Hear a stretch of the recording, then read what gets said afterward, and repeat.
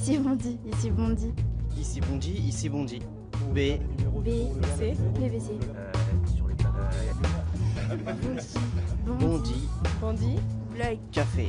Bondy Blog Café. Gabriel garde l'anonyme. Ici Bondy. Ici Bondy. Bondy Blog Café.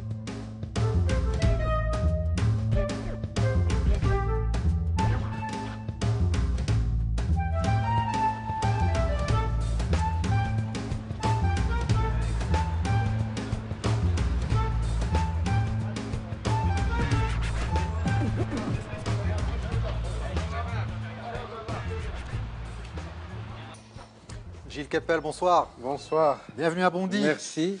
Merci d'avoir répondu si vite à notre C'est un invitation. plaisir. Est-ce que je peux vous débarrasser? Avec Voilà, je joie, vais mettre voilà. ça ici, vous voyez, tac, voilà. Et puis je vous invite, si vous le voulez bien, à venir boire un Avec verre ici. plaisir. Voilà, bienvenue à Bondy, à la brasserie Le Murat. Alexandra, bonjour Alexandra, Gilles Kepel. Bonjour Alexandra. Qu'est-ce que vous buvez, monsieur le professeur? Oh ben, une Corona, allez.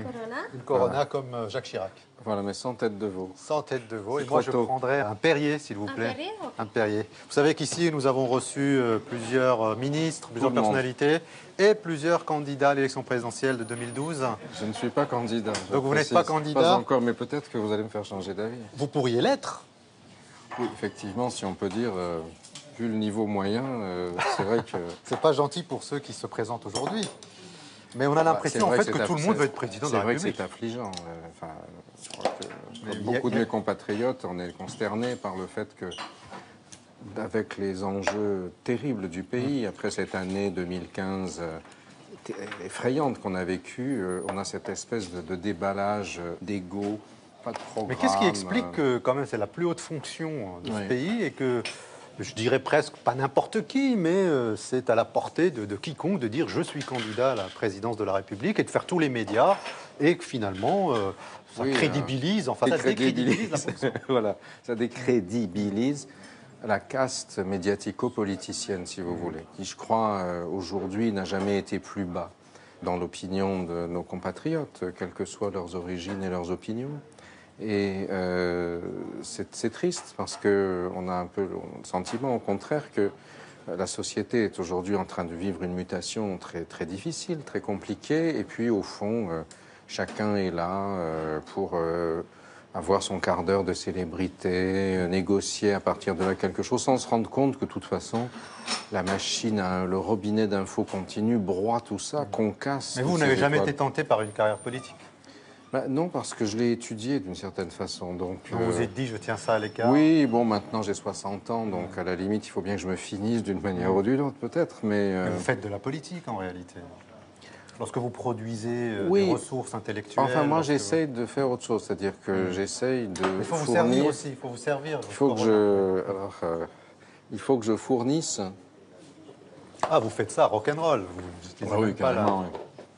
Il faut, moi, que j'essaye, mon travail, je crois, c'est de fournir des clés à tout le monde, aussi bien à nos concitoyens, dans les quartiers populaires. Moi, mon objectif, c'est ça, c'est d'arriver à fournir des clés d'interprétation. Ça fait 35-40 ans que je bosse là-dessus. Et pourquoi vous avez choisi ce champ-là? D'abord, c'était le Proche et le Moyen-Orient, le monde arabe en réalité. Aujourd'hui, vous êtes plutôt présenté comme un des spécialistes ici en France de l'islam, mais pas seulement ici en France. Est-ce que c'est quelque chose qui vous vient d'un héritage familial ou est-ce que c'est juste un goût intellectuel qui fait que, à très jeune, vous vous êtes lancé dans ce... Non, non, pas du tout. En fait, personne dans ma famille ne s'est jamais intéressé à cet univers, ni n'en est originaire. Mon père vient d'une famille de diplomates et d'intellectuels tchèques. Et du côté de ma mère, c'est une famille de paysans et d'instituteurs du Midi, de Menton et de Nice. Donc, Et alors, le monde arabe là-dedans, comment ça il n'y vient, avait ça rien de prédéterminé du tout. Ce qui a été mon parcours à moi, d'aller en Syrie. Et la Syrie, c'était mon initiation, d'une certaine manière, à mon métier d'arabisant, à toute ma vie, d'une certaine façon. Et puis, après, je suis revenu à Paris. J'ai fait de l'arabe parce que ça m'avait intéressé, comme ça, par curiosité. Puis je me suis pris au jeu et voilà. Puis 40 ans après, je suis avec Et donc vous maintenant, à Bondy. تكلم العربية إيه. pas مشكل من غير مشكلة. من غير مشكل تتكلم العربية إيه. مع المغاربة الجزائر التوانس لا بس أكثر يعني عربي شرقي عشان عشت في الشام وفي في مصر. أنا أفهم العربية الفصحى الفصحى والعامية الشرقية. أنا أفهم التونسية الجزائرية شوية شوية والمغربية صعبة جدا عشان الأمازيغ موجود يعني في دارجة. On va devoir traduire tout cela parce que c'est la première fois que nous avons un invité qui parle en arabe ici. Ben oui, il serait temps, vous voyez, dans la controverse qui m'oppose en ce moment à Olivier Roy, il explique que l'arabe ne sert à rien quand on va dans les banlieues populaires françaises. Je ne suis pas d'accord pour tout, d'ailleurs. Les vieux Chibani qui étaient là, qui m'ont salué quand je suis arrivé, on a parlé en dialecte. Vous leur avez dit salam alaikum et ils vous ont répondu alaikum salam. Pas du tout, je leur ai dit la baisse alek, ils s'en foutent de salam alaikum. Alors, Gilles Kepel, je vais vous montrer, vous savez, la conférence de rédaction du Bondi Blog, c'est le moment où nous annonçons... Alors, j'ai pas mis mes lunettes, j'espère que c'est écrit gros. Vous avez le temps, c'est le moment où nous annonçons aux jeunes du Bondi Blog donc l'arrivée de l'invité, donc en l'occurrence vous. J'appuie ici, vous allez avoir les jeunes qui vous diront un certain nombre de choses, je vous demande de regarder ça, d'imprimer tout cela, et puis après d'aller les rencontrer pour en discuter avec eux.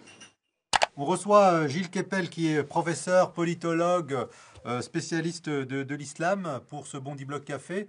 Quelques mots sur ce chercheur qui est une référence, en fait, ici en France. Il a dit une phrase intéressante au micro de Patrick Cohen, à savoir que notre refoulé colonial avait engendré des Méras, des Koulibaly. Je trouvais ça assez intéressant pour résumer sa pensée. Gilles Kepel, il fait partie de ces intellectuels qui prennent position dans l'espace public. Il a soutenu notamment le Printemps républicain, qui est un mouvement qui est quand même souvent accusé d'être très laïcard, voire avec des dérives islamophobes. Et puis c'est vrai que récemment, avec les attentats, etc., il a tendance à avoir des visions parfois un peu, je ne vais pas dire à l'emporte-pièce, mais parfois trop simple ou assez surprenante. Le point commun qu'il y a eu dans tous ces attentats de janvier 2015, de novembre de 2012 avec Mera aussi, c'était l'islam. Et des gens qui agissent au nom de l'islam. On a eu derrière plein de spécialistes, politologues et d'autres, mais on a rarement eu la parole des gens qui représentent vraiment l'islam, des musulmans. En fait, on agresse les musulmans en parlant tout le temps de leur religion à la télé. C'est-à-dire que tous les jours, il y a une émission spéciale. L'islam est-elle compatible avec la France? Le Point, avec des grands titres. Et moi, j'aimerais qu'on arrête de les emmerder, quoi. On a tellement l'habitude de parler de l'islam en tant qu'agresseur qu'on a du mal à l'accepter en tant que victime. Et notamment toutes ces femmes voilées qui se font agresser. Moi, par exemple, ces agressions... J'en prends d'abord connaissance sur des sites communautaires, entre guillemets, mais des sites à référence musulmane, par exemple. Et ensuite, au bout de peut-être 4-5 jours, quand ces sites-là font vraiment de l'audience, c'est repris par les médias nationaux. Si on ne met pas un terme sur ces violences, on ne peut pas le combattre. On met un terme sur l'antisémitisme, on met un terme sur le sexisme, on met un terme sur l'homophobie. Mais on devrait vraiment conceptualiser l'islamophobie, les violences qui sont faites aux musulmans et en particulier aux femmes voilées puisqu'elles sont visibles, donc c'est pour ça qu'on les agresse. Et voilà, je pense que ça réglerait pas mal de problèmes. Tu parlais de la femme et du voile. En effet, j'ai l'impression que c'est vécu comme une entrave au combat féministe aujourd'hui dans la tête de beaucoup de gens, que le port du voile, et que les personnes se servent de ce combat qui a été mené pendant des décennies comme d'un refus envers l'islam. On est dans des amalgames, comme lors d'attentats terroristes. Les gens ont besoin de mettre un pansement, un mot général, trouver un bouc émissaire idéal.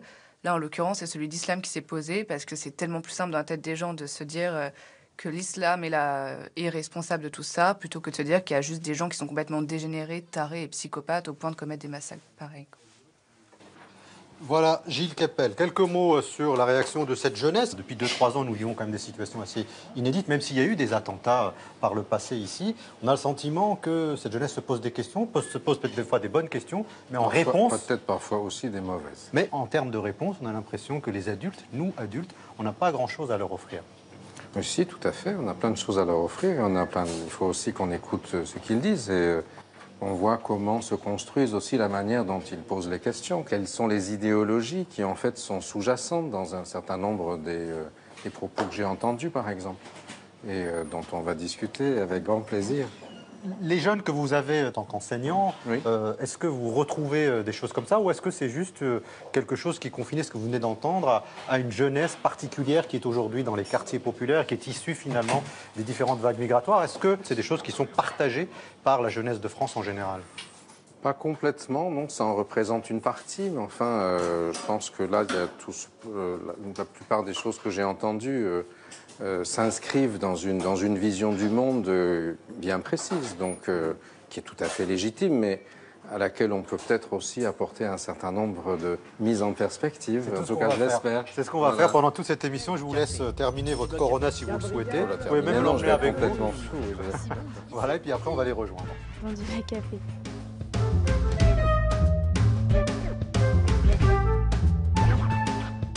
Gilles Kepel est notre invité. Merci beaucoup, Gilles Kepel, d'avoir accepté de venir ici au Bondy Blog Café. Je rappelle que vous êtes professeur des universités, politologue, essayiste et évidemment spécialiste de l'islam. Face à vous, Latifa Oulkouir, Pega Hosseini et Bala Fofana. Ce sont donc les 3 Bondy blogueurs qui ont préparé ce magazine. Avant de lancer l'édito de Mathieu Blard, je vous propose d'abord votre photo que vous pouvez regarder sur cet écran.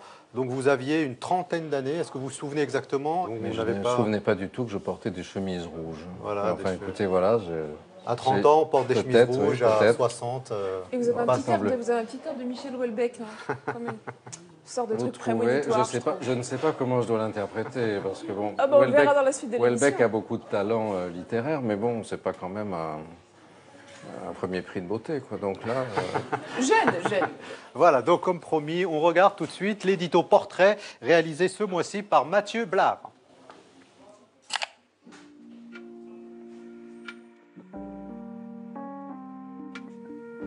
Gilles Kepel est un intellectuel à l'ancienne, de ceux qui font du boucan dans l'espace public. Par les temps qui courent, un spécialiste de l'islam, c'est du pain béni. Sur fond d'attentats, les médias ont besoin d'experts. Et peu importe qu'ils soient autoproclamés comme les théologiens de Daesh, ils doivent prêcher leurs bonnes paroles sur les chaînes d'infos en continu. Notre invité fait partie des pontes de l'université.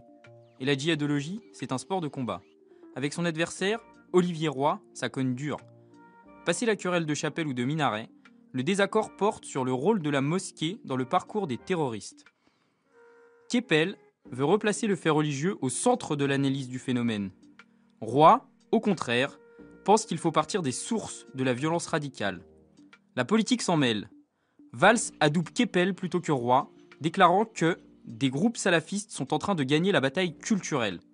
Un soutien pesant, parce qu'une sortie de Valls, c'est souvent un mariage forcé entre manichéisme et populisme de comptoir. La djihadologie, ça rapporte.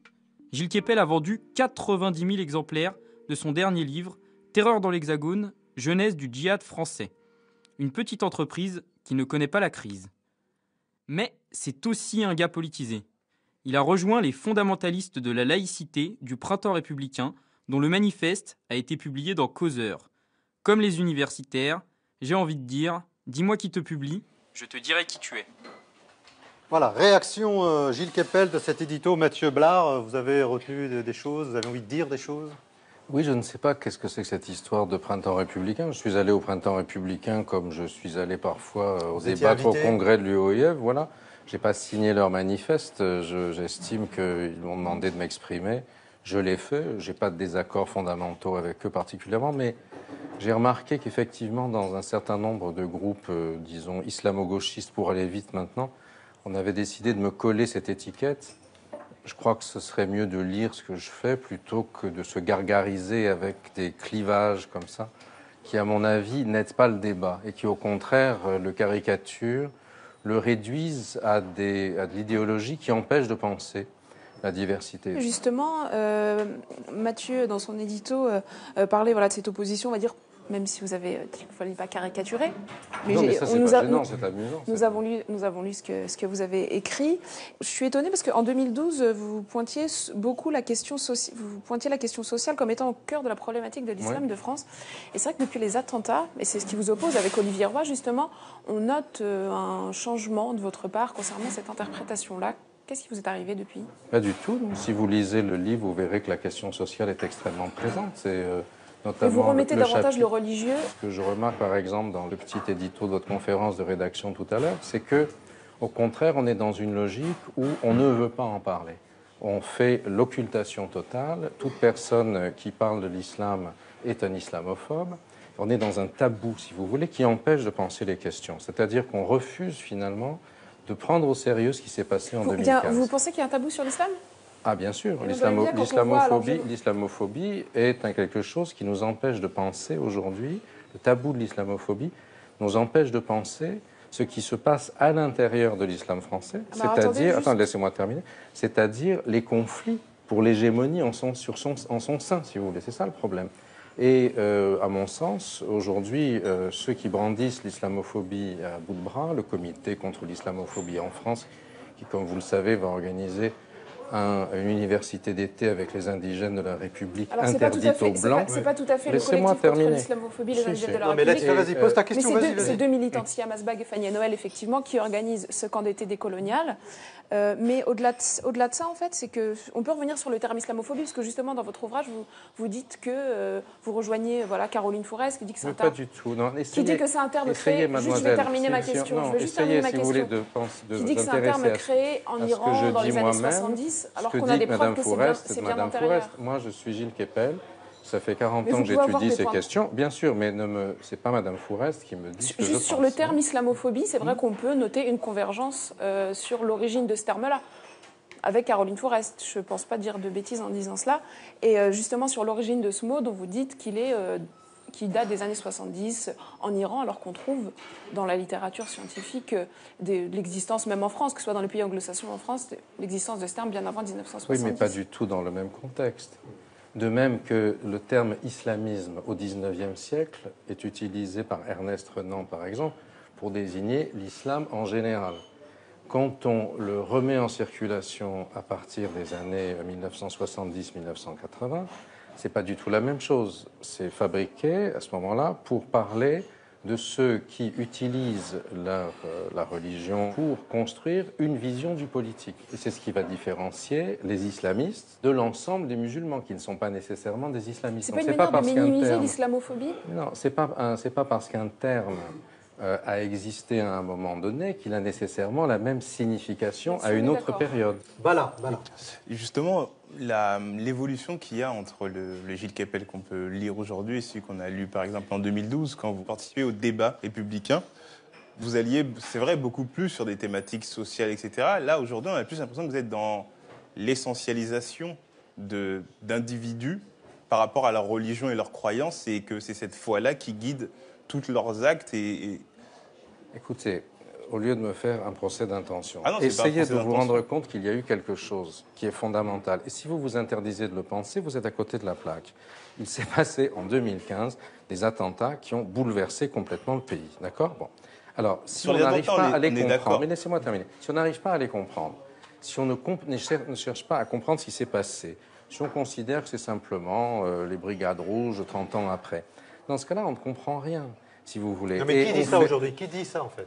Il ne s'agit pas pour moi d'incriminer l'islam. Il s'agit d'interroger ceux qui utilisent le religieux pour faire ces attentats, de voir comment ils le font, pourquoi ils procèdent comme ça, de quelle manière ils s'efforcent de mobiliser un certain nombre de sympathisants et quelles sont leurs chances de succès ou d'échec. À mon avis, ils ne sont pas dans une logique de succès. Je pense que les attentats, notamment du 13 novembre, sont quelque chose qui est en train de les couper du terreau qu'ils voulaient mobiliser. Et ça, c'est très important.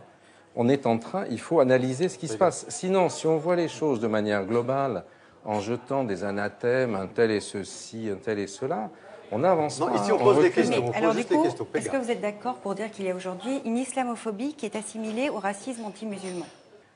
Les comportements qui portent atteinte aux musulmans dans l'exercice de leur culte, dans l'exercice de leurs droits civiques, doivent être évidemment réprimés par la loi, comme ceux qui portent atteinte à toute personne. Mais vous ne parlez pas d'islamophobie, là, pour le coup. Non. Vous n'acceptez pas ce mot. Non, parce que le mot, me semble-t-il, est piégé, si vous voulez. Et c'est un mot qui est utilisé aujourd'hui dans le débat politique pour fermer les choses et non pas pour les ouvrir. Vous voyez, pour interdire le débat qui se déroule à l'intérieur de l'islam. Parce que nos compatriotes musulmans ne sont pas tous de la même façon, ils ne pensent pas tous de la même façon. Oui. C'est ça une essentialisation, monsieur, c'est de croire que tous les musulmans pensent de la même manière.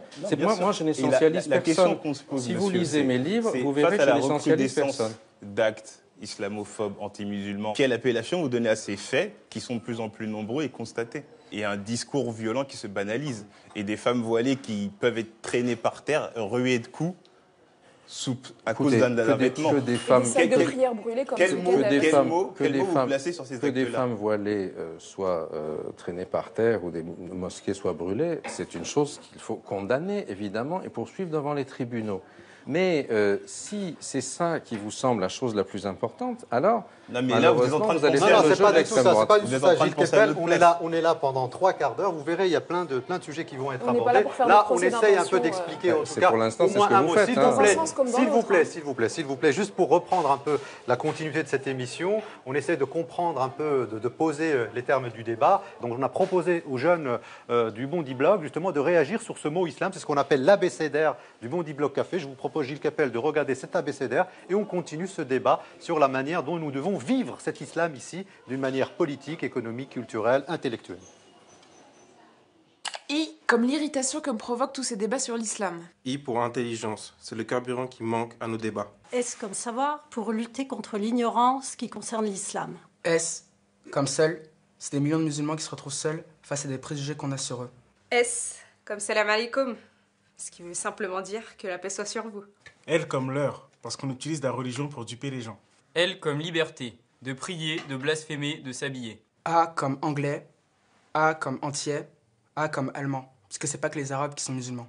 A comme amalgame, amalgame entre une population, une religion et des actes barbares.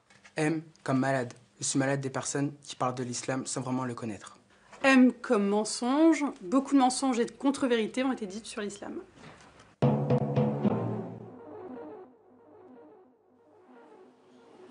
Voilà, c'était l'abécédaire du Bondi Blog Café. Latifa. Vous avez alerté bien avant 2015 sur ces questions sociales, sur les questions d'islam, d'insertion et de choc des civilisations. On va dire, vous avez été surpris par les attentats de 2015 ? Malheureusement pas, non. C'est quelque chose que vous aviez prévu, vous diriez? Pas les attentats, non, mais en fait, si on voit comment la mouvance djihadiste s'est structurée depuis la fin des années 1970, et par exemple en 1995, vous avez un texte d'un idéologue islamiste syrien qui s'appelle Abu Musab al-Souri, qui poste en arabe 1600 pages, dans lequel il explique que l'Europe est le ventre mou de l'Occident et qu'il faut faire des attentats ici, et qu'il faut pour cela viser comme soldats du califat, entre guillemets, des jeunes musulmans en Europe. À ce moment-là, moi, j'ai traduit ça, comme d'autres d'ailleurs. On n'a pas du tout été pris au sérieux. Et en fait, quand vous voyez ensuite Mohamed Merah en mars 2012, vous voyez bien que ça s'inscrit directement dans la lignée de ce qui sont les textes de Souri. À l'époque, les gens qui ne connaissaient pas les textes, qui ne l'avaient pas lus, ont dit c'est un loup solitaire, c'est pas du tout. Et Merah n'a pas été compris par les décideurs français, par le monde du renseignement, etc. Tout ça s'inscrit dans une continuité précise. La question que moi je me pose, M. Kepel, c'est que là on est beaucoup dans le franco-français pour un problème global. Bon, pas tellement, non. Est-ce que vous ne pensez pas qu'il y a une explication historique? Est-ce qu'on ne peut pas remonter par exemple à l'invasion des États-Unis en Irak? Oui, parce qu'on n'a pas répondu à la question si nous étions attaqués pour ce que nous sommes ou pour ce que nous faisons. Ça, on n'a jamais répondu à cette question. Imaginez-vous, vous faites partie, par exemple, M. Kepel, de ces femmes irakiennes qui, à la fin de la guerre, on parlait d'1 million de veuves. Il y a des écoles qui ont été rasées et ces gens-là se sont révoltés. Et ça, il y a une explication politique, géopolitique, avec une politique néocoloniale. Et ça, on l'aborde rarement.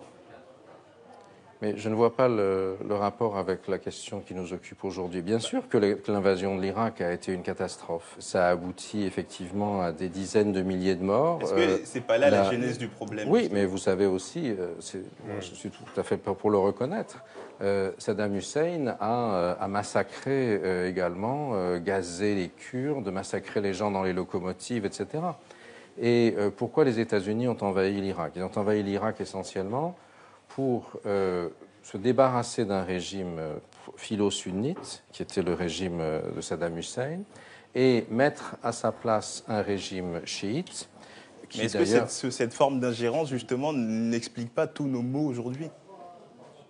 Ah non, parce que... Est-ce qu'aujourd'hui, oui, ça on vous peut voudrait encore dire que aller dans un pays pour se débarrasser de telles personnes qui ne nous plaisent pas, pour oui, y mettre mais quelqu'un d'autre? je vous rappelle que Jacques Chirac était très opposé à la guerre en Irak, En justement. 2003, en 2003. Et que la France, dans cette affaire, a été, Dominique de Villepin, je crois que vous avez reçu, a été extrêmement virulent à l'Assemblée générale de l'ONU contre l'intervention. La Non, France... mais ce que veut dire Bala en réalité, Gilles Kepel, si vous le permettez, c'est qu'en gros, pour comprendre la situation dans laquelle nous vivons aujourd'hui, tous, que ce soit ici en France ou même à travers l'Europe, c'est que tout ça peut-être a des liens historiques depuis 30 ou 40 ans avec des choses où nos diplomaties ont fait un certain nombre de choses. Et c'est l'idée que la société française se retrouve du jour au lendemain devant ça, alors qu'en réalité, il y a un peu d'histoire, il y a un peu de recul à avoir, ce fameux pas de côté, pour mieux comprendre ce que nous vivons. Plutôt que l'Irak, qui me semble un peu tiré, si j'ose dire, par les cheveux, il y a quelque chose de beaucoup plus important, que d'ailleurs l'une des personnes de la conférence de rédaction a mentionné, c'est que il me semble qu'on vit aussi aujourd'hui en France ce que j'ai appelé dans le livre un ressac rétro-colonial, si vous voulez. Et qu'il y a là quelque chose qui a été complètement occulté, parce que la société française a voulu oublier ce qu'avait été l'Empire après les indépendances. Finalement, on est entré dans l'Union européenne et on a voulu faire comme s'il n'y avait plus de passé. De l'autre côté, une grande partie des dirigeants du pays du Sud, au contraire, parce qu'ils ont pris le pouvoir à ce moment-là, ont exalté la lutte anticoloniale, etc. Et si vous regardez, c'est une coïncidence qui n'est peut-être pas fortuite, le jour où Mohamed Merah tue les enfants juifs de l'école Ozar HaTorah à Toulouse. C'est le 19 mars 2012. C'est 50 ans, jour pour jour exactement, après la mise en œuvre du cessez-le-feu dans la guerre d'Algérie. Les accords d'Évian, oui. Oui, du cessez-le-feu. Et en fait, il recommence la guerre, comme l'avait recommencé Khaled Kelkal, mais sur le territoire français cette fois-ci. Et tout ça, c'est quelque chose qui n'a pas été mis à plat.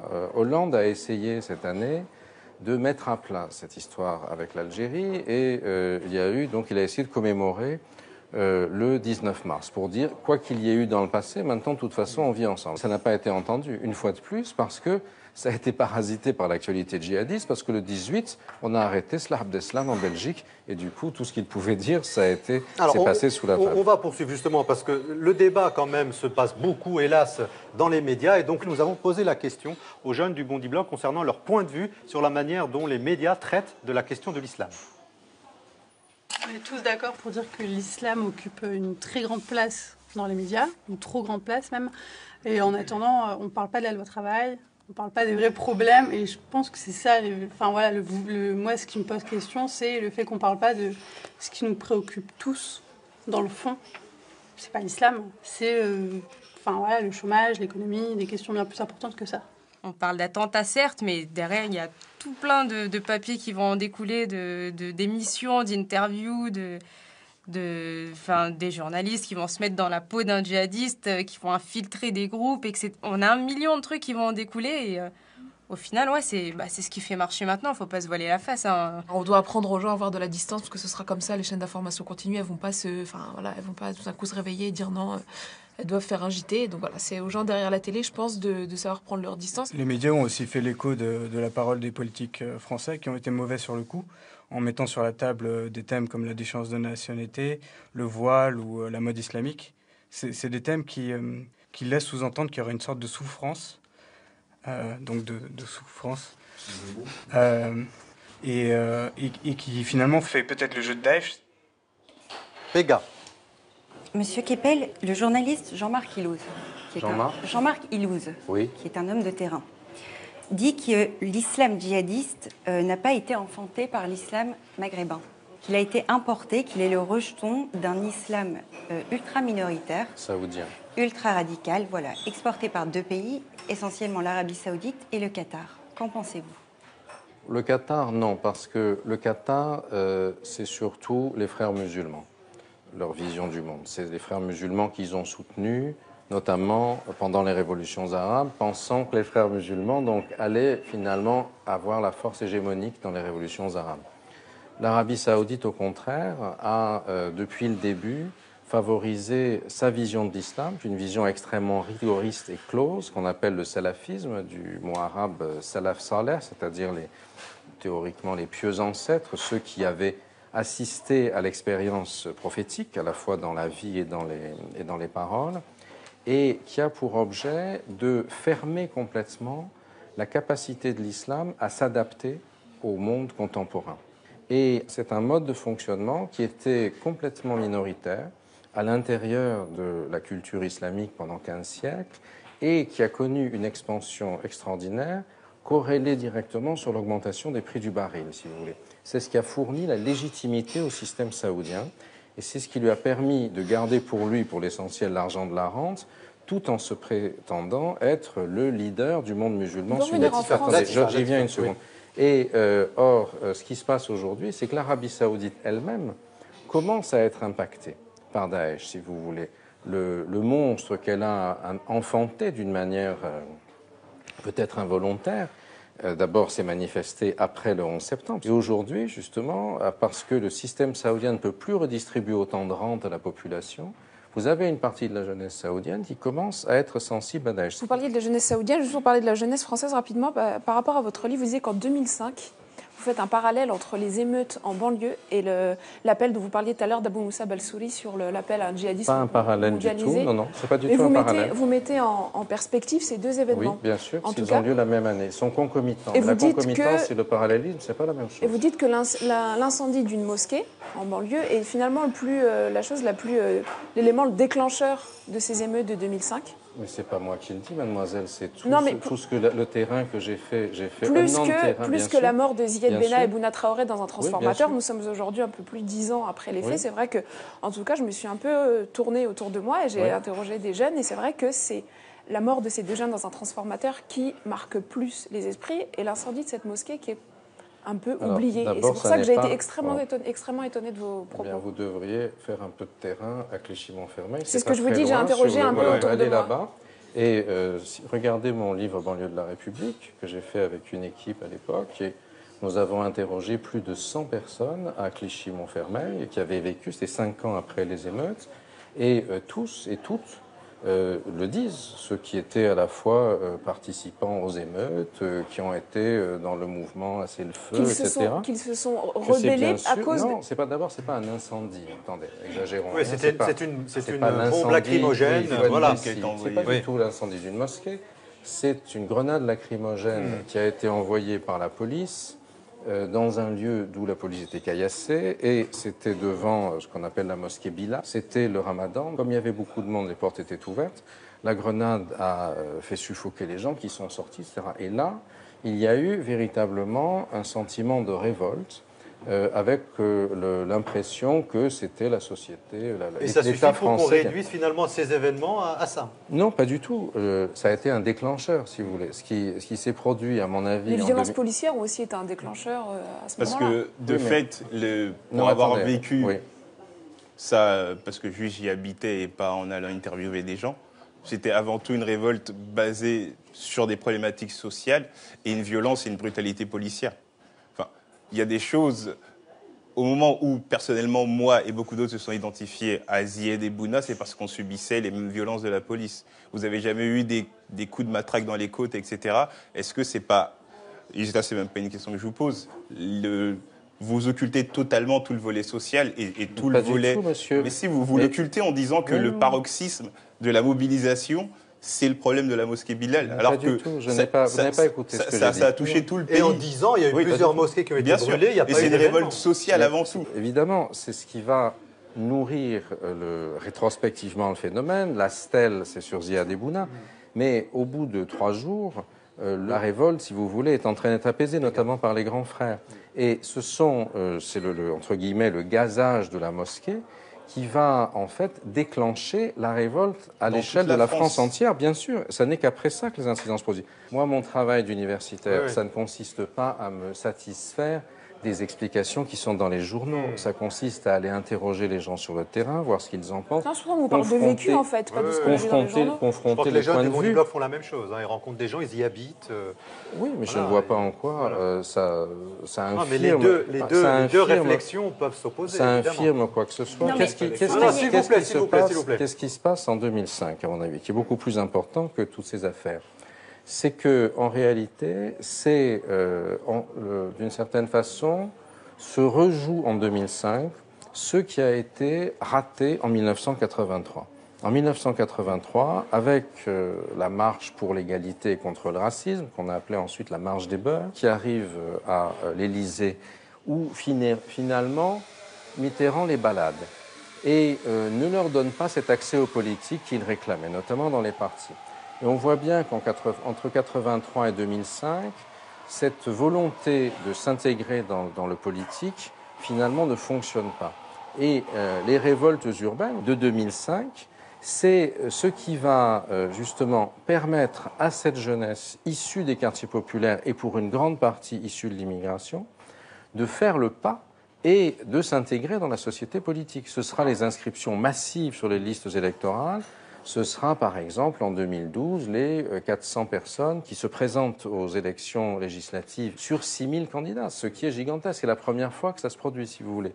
Et 2005 a cette conséquence. En 2001, il y avait les motivés, enfin il y avait déjà des dynamiques. Oui, mais ça n'a aucune, ça n'a pas du tout la même ampleur. Juste si vous le permettez, Gilles Kepel, il y a la question aussi aujourd'hui de la radicalisation d'un certain nombre de jeunes ici en Seine-Saint-Denis, mais ailleurs aussi. Et justement, je voudrais qu'on parle de la radicalisation, ses effets et sa prévention possible et éventuelle. On a posé la question aux jeunes du Bondi Blog, ils réagissent et on revient justement pour en parler avec précision. Il y a quelques années, Samuel Laurent avait publié un livre sur la France et Al-Qaïda où il révélait qu'en France, on comptait environ 50 000 salafistes, donc personnes radicalisées en France. Je pense qu'il faudrait déjà commencer par là, par déradicaliser les personnes qui étaient déjà auparavant, avant de s'axer sur des jeunes qui aujourd'hui sont marginalisés ou peut-être mal dans leur peau et qui du coup sont des cibles, des proies faciles à la radicalisation. La première chose à faire pour prévenir la radicalisation, c'est peut-être déjà de partir d'un chiffre très simple qui a été produit par le parquet antiterroriste. 80% des jeunes qui partent en Syrie ne sont passés ni par la mosquée ni par la prison. Donc peut-être que pour prévenir la radicalisation, mais ce n'est que mon humble avis, il faudrait commencer par arrêter de nous parler de mosquée et de prison. On devrait pas accepter par dire on comprend pas, on sait pas, que c'est quelque chose que peut-être la réponse s'inscrit dans un temps plus long, et avec des interventions dans plusieurs domaines, que ce soit l'éducation, le social, etc.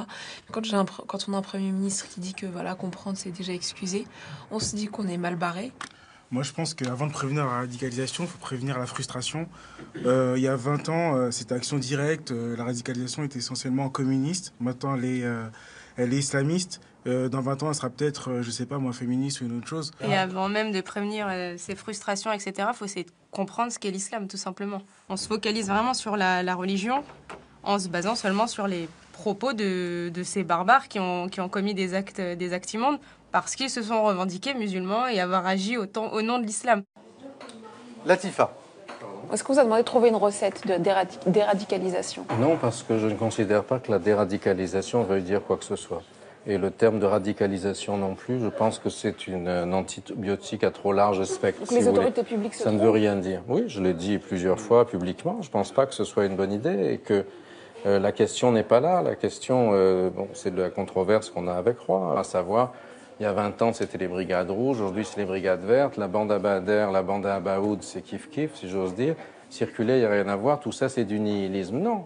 Bien sûr qu'il y a des éléments qui ressemblent, mais le problème qui se pose, si vous voulez, c'est la façon dont s'est construit aujourd'hui la prégnance d'une mouvance salafiste, dont je ne dis pas du tout, contrairement au Premier ministre auquel on veut maintenant m'assimiler, qu'elle est dominante. Je ne crois pas du tout. Elle n'est pas dominante en France. Et au contraire, la plupart des musulmans ne sont pas salafistes. Et vous avez des chiffres exacts? Combien de djihadistes y a-t-il en France?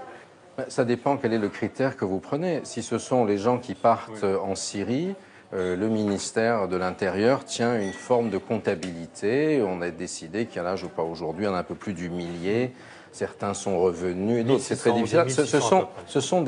Ceux qui sont partis en Syrie sont un nombre extrêmement faible, évidemment, fort heureusement. Vous ne pensez pas que cette idéologie, elle puisse être importée d'ailleurs, qu'elle puisse venir de nos amis, nos clients, parce que moi j'ai comme l'impression quand même que la politique, le commerce extérieur est favorisé au détriment de la sécurité intérieure.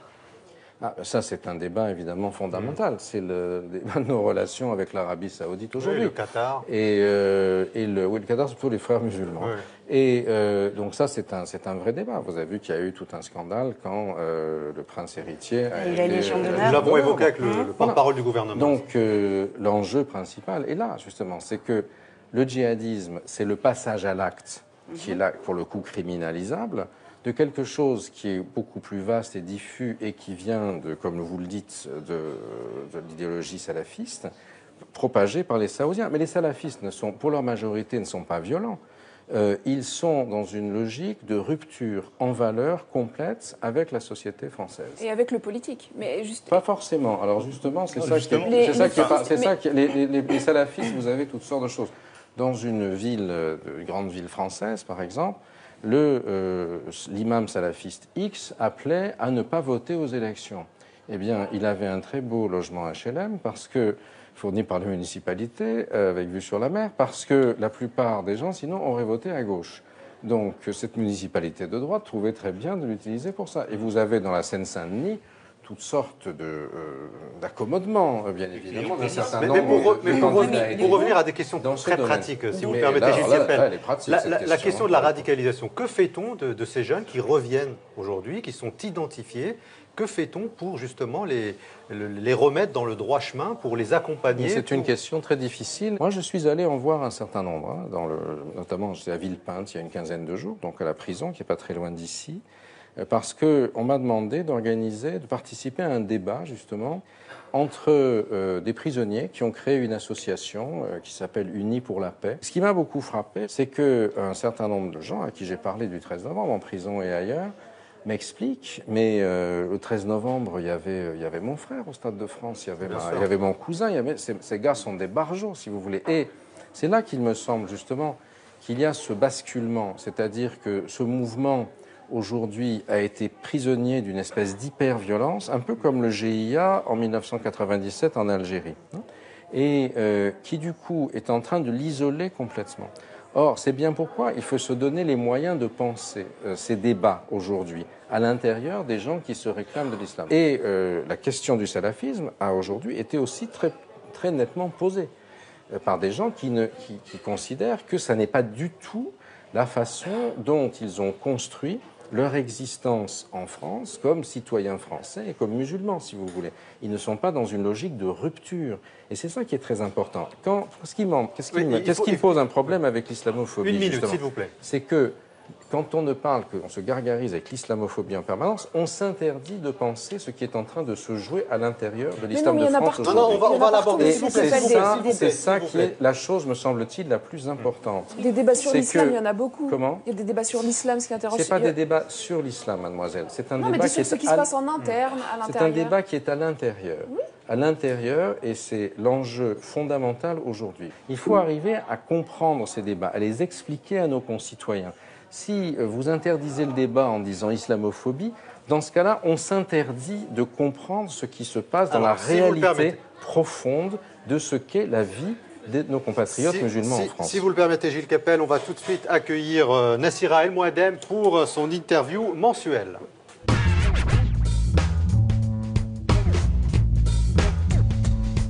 Bonjour, Monsieur Kepel. Bonsoir, Nassira. Madame, toutes mes excuses. Je vous en prie. J'étais assez étonnée d'entendre dire de votre part qu'il y avait un tabou sur l'islam en France. Je vais vous montrer ces unes. Elles vont apparaître à l'écran. Voilà, c'est les unes de la presse hebdomadaire française depuis 1 ou 2 ans. Est-ce qu'on peut vraiment dire qu'il y a un tabou sur l'islam en France quand on voit ces unes? Vous n'avez pas écouté? Je vous assure que je vous ai très attentivement écouté, non, Monsieur pas du Kepel. tout. Non, vous n'avez pas compris. Non, j'ai parlé du tabou de l'islamophobie. C'est-à-dire que l'islamophobie, l'utilisation du terme islamophobie, interdit de penser les débats fondamentaux qui se jouent à l'intérieur de l'islam en France aujourd'hui. C'est ça que je dis. Il n'y a pas de tabou sur l'islam en France. On ne parle que de ça. Vous l'avez raison, avec des des unes sensationnalistes qui n'ont pas grand intérêt. Qu'est-ce que vous pensez des analyses des journalistes dits de la djihadologie, de ceux qui interrogent les djihadistes qui sont partis ou qui sont rentrés, qui sont en contact avec eux? Qu'est-ce que vous pensez de leurs travaux, que ce soit David Thompson ou tous ceux-là qui travaillent sur ces questions-là? À la fois, ils apportent souvent des informations de première main. En même temps, je crois qu'il faut faire très attention de ne pas être trop dépendant de ces sources et de pouvoir garder la bonne distance par rapport à celles-ci. Ils apportent l'information, qui est parfois unique, mais que la prise de distance, ça c'est quand même le b.a.-ba du journalisme. Et alors justement, sur ces sources, sur ces djihadistes, dans votre ouvrage Terreur dans l'Hexagone, puisqu'on parle de djihad dans ce livre, combien de djihadistes précisément avez-vous interviewé pour ce travail et quand est-ce que vous l'avez fait? Les sources essentiellement, ce sont les sources écrites, les sources du web si vous voulez, puisque interviewer les gens qui sont en Syrie, évidemment, ça n'est pas simple, sinon on risque de se faire couper la tête. On peut le faire via Skype, oui, via Twitter, oui, oui. Beaucoup le font. Et d'ailleurs, ces journalistes le font régulièrement. C'est ce sur quoi ils se focalisent. Moi, il m'a semblé plus important, avec les moyens que j'avais, de construire surtout le contexte, notamment le contexte social, le contexte politique, de lire ce qu'ils mettaient en ligne. Et par ailleurs, j'en ai aussi rencontré quelques-uns en prison. Mais comment comprendre le djihadisme français, le djihad en France, si on n'a pas accès et si on ne retranscrit pas les discussions avec ces sources-là, puisque visiblement vous ne l'avez pas fait? Comment c'est possible de vraiment comprendre ce phénomène si on ne leur parle pas directement? Parce qu'ils publient énormément, parce qu'ils ont fait toutes sortes de vidéos et on peut les lire. De même, analyser la façon dont fonctionne la vidéo de recrutement 19HH qu'a faite Omar Homsen, le djihadiste niçois, donc qui est mort au djihad l'année dernière. C'est absolument fondamental. Plus que discuter avec un gars qui va vous raconter éventuellement des salades, c'est aussi très important de comprendre comment se déploie un instrument propagandiste. Et si vous voulez, ça permet justement de construire une distance. Et de contextualiser, c'est ce que vous dites. Bien sûr, d'une façon peut-être plus prudente que le face-à-face avec, avec des individus. Et bon, cela étant, moi j'ai beaucoup utilisé, je l'ai d'ailleurs crédité, le travail de David Thompson, qui m'a semblé un travail tout à fait, en ce sens, pionnier, si vous voulez. Dernière question, Monsieur Keppel. Que pensez des liens parfois inexistants ou en tout cas insuffisants entre d'un côté les chercheurs comme vous et de l'autre les décideurs politiques? Ça a pris beaucoup de temps en France. Comment vous l'expliquez ça? Parce que les décideurs politiques ont leur logique propre et ils considèrent que l'université ne comprend rien. On le voit bien d'ailleurs. C'est un peu les propos de Manuel Valls, expliquer, c'est déjà un peu excusé. C'est un peu ce qui s'est passé, si vous voulez, en 2005, quand les textes de Souris ont été mis en ligne, expliquant que l'Europe était le ventre mou de l'Occident, que c'était là qu'il fallait mener le djihad. D'autres que moi et moi-même avons commencé à traduire ces textes. On a publié en 2008. Ça a été complètement mis de côté. Ils ont considéré que ça n'avait aucune importance. C'était des élucubrations d'intellectuels. Malheureusement, c'est ça qui a fourni la base de ce qui suivrait ensuite avec Mera et le reste. Mais ça commence, hein. Il y a Athéna Transfert, donc cette plateforme... Qu'est-ce que c'est? Je ne sais pas ce que c'est. Ah, vous connaissez pas? Non. C'est une plateforme qui va être créée par le CNRS et qui va permettre donc des passerelles entre les décideurs politiques. Ah, c'est ce truc-là, oui. Ça s'appelle voilà. comme ça, je ne savais pas. Entre les décideurs et les chercheurs. Et visiblement, c'est une plateforme qui est intéressante puisque c'est quand même la première qui sera mise en place en France. D'autres ont déjà été créées en Europe, en Allemagne, en Grande-Bretagne. On est visiblement à la traîne. Est-ce que vous pourriez jouer un rôle, par exemple, de ce type avec les autorités publiques, avec le gouvernement, par exemple, pour être une sorte de conseiller scientifique global de ces questions-là? Non, est-ce qu'on vous l'a proposé? Je ne pense pas que mon rôle, ce soit d'être un conseiller scientifique. Est-ce qu'on vous l'a proposé? Non, pas du tout. Mais en revanche, je vois des responsables régulièrement, comme je vois tout le monde, si vous voulez. Mais je pense que le plus important, c'est de conserver la liberté de dire ce que j'ai envie de dire.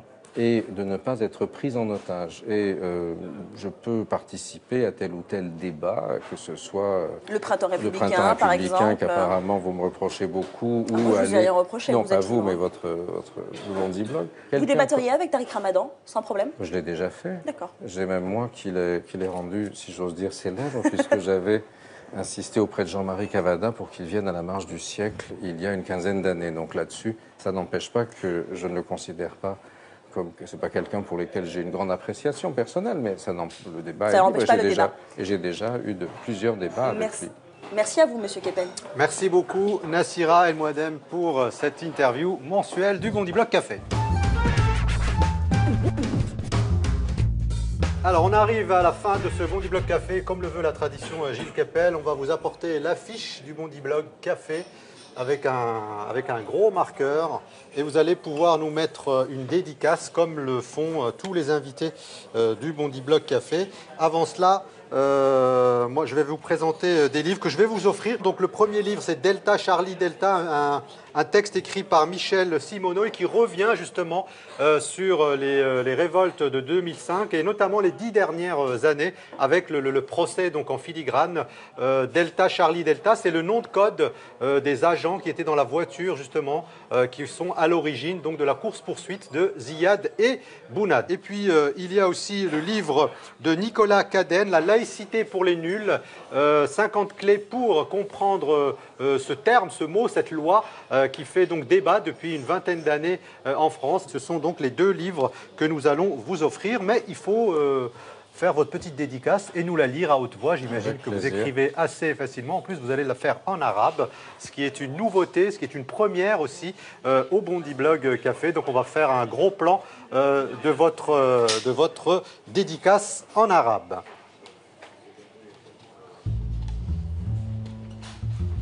C'est presque de la calligraphie. Voilà, et donc on aura l'occasion d'offrir le livre donc Terreur dans l'Hexagone à Latifa et à Pega. Je suis désolé, il n'y a que 2 exemplaires, mais on se prêtera les 2 exemplaires donc de Gilles Keppel. C'est à vous pour donc lire votre dédicace à haute voix en arabe, et puis après, si vous le souhaitez, vous pouvez l'expliquer en français. C'est traduit, donc c'est Ma'al Shukr al-Jazil al-Hawar al-Har Hada. Merci pour ce dialogue chaud. Très bien, merci beaucoup Gilles Keppel d'avoir accepté notre invitation. Merci évidemment à Latifa, Pega et à Bala d'avoir préparé ce magazine. Merci à Jamart et à Zadig Productions. On se retrouve le mois prochain, si vous le souhaitez, sur LCP et France O.